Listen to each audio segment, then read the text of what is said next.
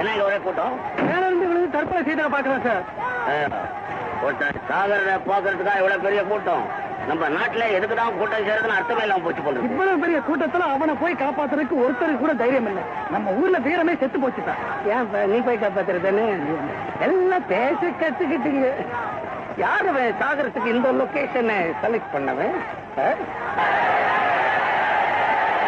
எலெக்ஷன்ல தோத்துட்டானா?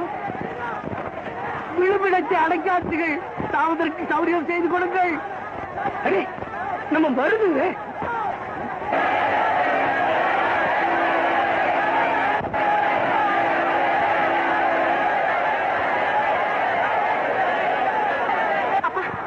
நான் போய் பாத்துட்டு வந்துடுறேன்.